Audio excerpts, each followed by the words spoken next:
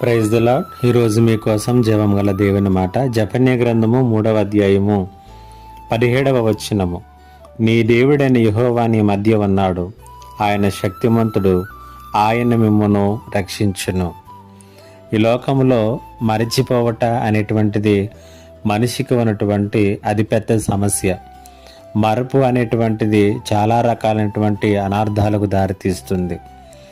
ఒక పరీక్షకు సిద్ధపడినటువంటి విద్యార్థి పరీక్ష హాల్లోనికి వెళ్ళి తాను చదివినటువంటివి మరిచిపోతే సరైనటువంటి సమాధానాలు రాయలేక ఆ పరీక్షలో విఫలమవుతాడు. ప్రయాణం చేసేటటువంటి వ్యక్తి ప్రయాణం చేసినటువంటి ఆ రూట్ మర్చిపోతే చాలా పెద్ద సమస్యలో ఇరుక్కుంటాడు. ఇవన్నీ కూడా మానవ జీవితంలో మరలా ఎంతో కొంత మన జీవితంలో వెనక్కి రావడానికి అవకాశం ఉన్నవే, కానీ మనము మరిచిపోకూడనటువంటి అత్యంత ప్రాముఖ్యమైనటువంటి ఒక సంగతిని గురించి జకర్యా మనకు తెలియచేస్తున్నాడు.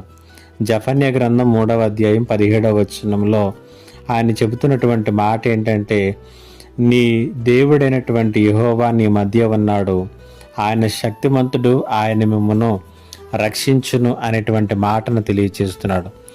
దేవుని విషయంలో కూడా మరుపు అనేటువంటిది మనల్ని అవిశ్వాసంలోనికి తీసుకుని పోతుంది. నిరీక్షణ లేనటువంటి వారిగా మన జీవితాలను చేస్తుంది.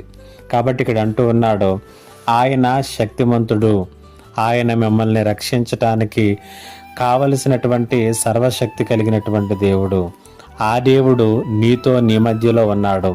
ఈ సంగతిని మరిచిపోకొని హెచ్చరిస్తూ ఉన్నాడు.